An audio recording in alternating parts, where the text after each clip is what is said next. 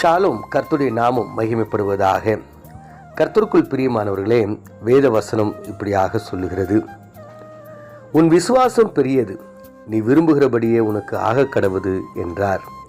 மத்தேயு 15:28. கர்த்தருக்குள் பிரியமானவர்களே, கடந்த 2 நாட்களாய் விசுவாசத்தை குறித்தும் அதனுடைய மேன்மையை குறித்தும் நாம் தியானிக்க தேவன் நமக்கு உதவி செய்தார். நீதிமானாய் விசுவாசத்தில் நாம் நிலைத்திருக்கும் பொழுது நம்முடைய வாழ்க்கை ஜெயமாய் மாறும் என்றும், விசுவாசத்தினால் நீதிமான் பிழைக்கிறான் என்றும் நாம் தியானித்தோம்.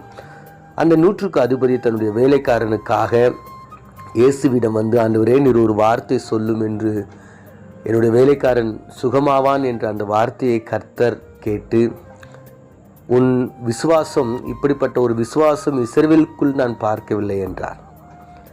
இரண்டாவதாக சமாரிய ஸ்திரியை பார்த்து அவருடைய வாழ்க்கையில் ஆண்டவர் செய்த அந்த காரியங்களை குறித்து சமாரியர்கள் கேள்விப்பட்டு இயேசுவை தங்களோடு கூட 2 நாள் தங்கியிருக்கும்படியாக அவருடைய உபதேசத்தை கேட்டு அவரை இரட்சகர் என்றும் மீட்பர் என்றும் ஒப்புக்கொள்ளுகிறார்கள், விசுவாசிக்கிறார்கள். இன்று நம்ம பார்க்கிறோம் அந்த புறஜாதி மக்கள். இங்கே நம்ம பார்க்கும் பொழுது ஆண்டவர் ஒரு கானானிய ஸ்திரியை சந்திக்கிறார். அவங்க பார்த்தீங்கன்னா, ஆண்டவர் போகின்ற அந்த வழியில் போகும்போது அவங்க, தாவீதின் குமாரனே எனக்கு இறங்கும் என்று அவங்க கெஞ்சறாங்க. என்னுடைய மகள் பிசாசினால் மிகவும் வேதனைப்படுகிறார் என்று சொல்லி கூப்பிட்டார். இப்போ பார்த்தீங்கன்னா, ஆண்டவர் அவளுக்கு பிரதி உத்தரமாக ஒன்றும் சொல்லலைன்னு சொல்லிட்டு வசனம் சொல்லுகிறார். ஆனால் அந்த அம்மா, ஆண்டவர் எனக்கு எதுவுமே சொல்லலை என்று தெரிந்தாலும் திரும்பவும் பின்தொடர்ந்து கூப்பிடுகிறாள். அப்போ அங்கே இருக்கிற சீஷங்க பார்த்து சொல்கிறாங்க, ஆண்டவரே, இவளை அனுப்பிவிட நீங்கள் ஏதாவது செய்யுங்க அப்படின்னு சொல்லிட்டு சொல்கிறாங்க.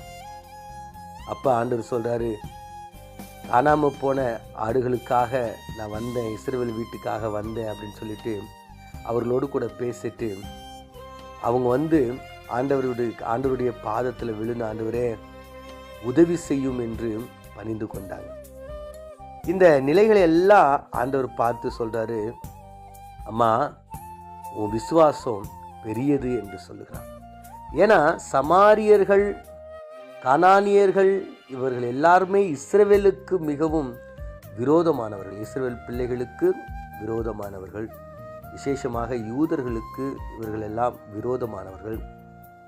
அப்போ ஆண்டவர் இவர்களுக்கு எந்த விதமான காரியங்களும் செய்யக்கூடாது அல்லது வராது என்று இவர்கள் நினைத்து கொண்டிருக்கிறாங்க ஆண்டவர்கிட்ட இருந்து.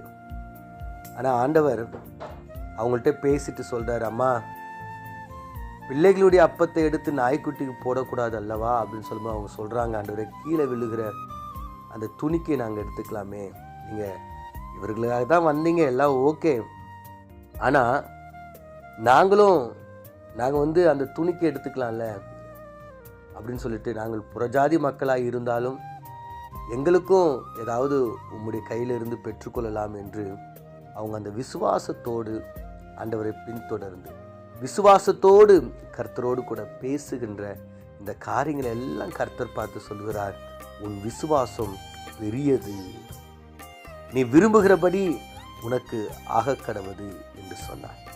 அந்த நிமிஷமே அவருடைய மகள் சுகமானார் என்று வேதவசனம் சொல்லுகிறது.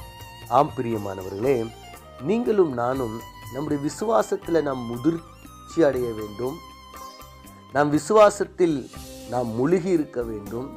ஏனென்றால் அதுவே நம்முடைய வாழ்க்கைக்கு ஆதாரமாய் இருக்கிறது. அப்போ இந்த விசுவாசத்தை நாம் எப்பொழுதும் பெரிதாக்கி கொண்டே இருக்க வேண்டும். விசுவாசத்தில் நாம் முழுகி கொண்டே இருக்க வேண்டும். விசுவாசத்தில் நாம் முதிர்ச்சியை அடைந்து கொண்டே இருக்க வேண்டும். விசுவாசத்தினால் மாத்திரமே நாம் பிழைக்க முடியும். விசுவாசத்தில் மாத்திரமே நாம் செழிக்க முடியும். நம்முடைய ஆசீர்வாதங்கள் என்ன வேணும்னாலும் விசுவாசத்தினாலே.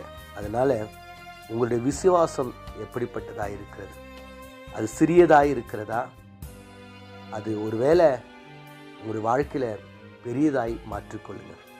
ஒருவேளை கடுகளவு விசுவாசம் இருந்தும் அது முழுமையான விசுவாசம் இல்லாத இருக்கா? ஒருவேளை சிறுசாக தான் இருக்குது, ஆனால் அது முழுமையாக இல்லை.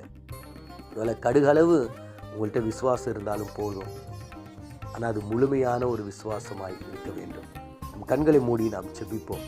எங்களை அதிகமாய் நேசிக்கிற எங்கள் பரலோக தகப்பனே, ஆண்டவரே, விசுவாசம் பெரியது, உன் விசுவாசம் பெரியது என்று சொல்லி ஆண்டவரே அந்த கானானிய ஸ்திரியை நீங்கள் ஆசீர்வதித்தது போல எங்களுடைய வாழ்க்கையிலும் ஆண்டவரே, தேவ பிள்ளைகளாய் உம்மை பின்பற்றுகிற நாங்கள் ஆண்டவர் எங்களுடைய வாழ்க்கையில் எங்களுடைய விசுவாசத்தின் அளவை நாங்கள் ஆண்டவரே பெருக்க நீர் உதவி செய்கிறாங்க, பெரியதாய் மாற்ற நீர் எங்களுக்கு உதவி செய்யும்.